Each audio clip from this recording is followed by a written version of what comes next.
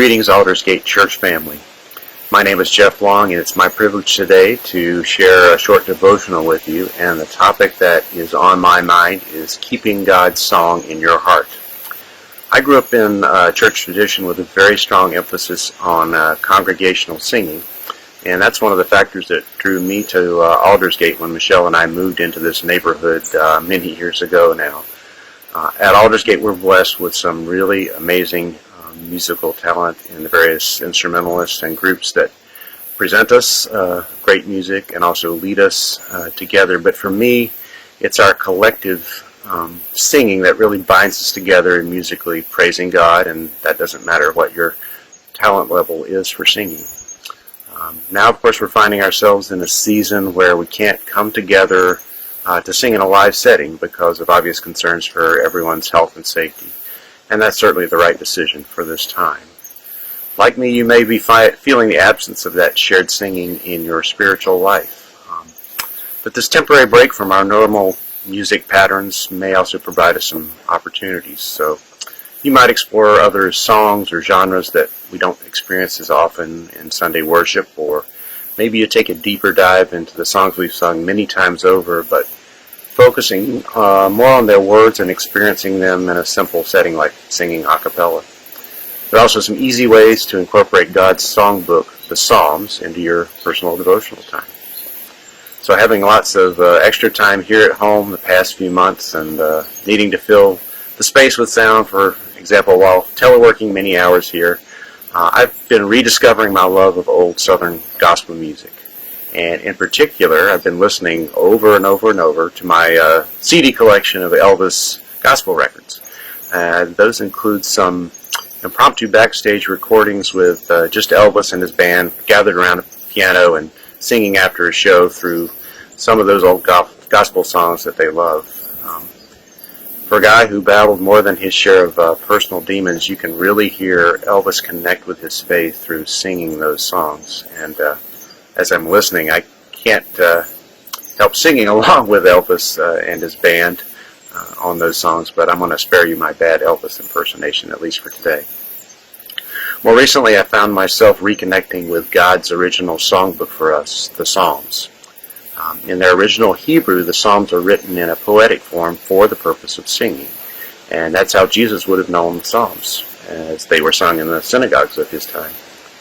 The early Christians borrowed this practice for their worship, and some denominations continue regular psalm singing to this day, although this is a practice I'm not really familiar with, or haven't been. The original poetic structure of the Psalms is somewhat lost in most of the common English Bible translations we have, but you can find what are called Psalter books, Psalter, with English versions of the Psalms that are structured to be sung using some familiar hymn tunes, for example. You could do something as simple as Amazing Grace for many of those. And that's the song everyone knows, of course. I recently picked up one such book. This one is called A Metric Psalter, the Book of Psalms Set to Meter for Singing by Julie and Timothy Tennant, and there are many others like it out there. But I'd like to share with you just a few verses of that from Psalm 145, and this is sung to the tune of a Beethoven-inspired hymn. All my life I will extol you, bless your name, my God and King. Blessing daily bring before you, and your praise forever sing.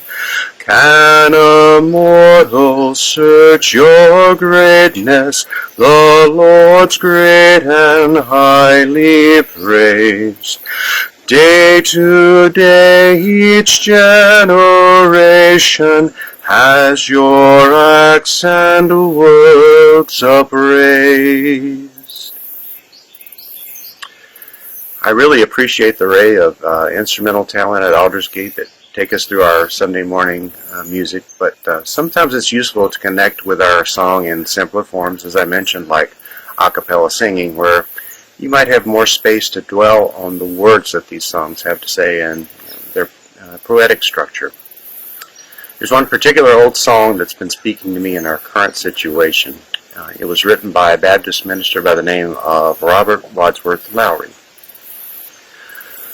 My life goes on in endless song, above earth's lamentation.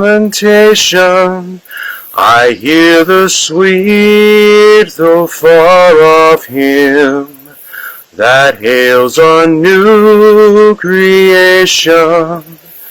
Through all the tumult and the strife, I hear the music ringing.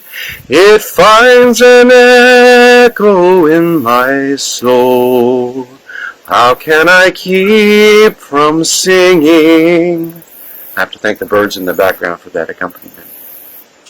So I hope you're finding some ways of your own to stay connected to God's song. And if you're tuning into those Sunday services from home, which I hope you are, make sure to sing along as loudly as you like, even if you're still in your jammies. And then we can all look forward to the time, which will be soon, when we're raising our voices together again in person for worship. So with that, peace to you all, and I hope you have a blessed week.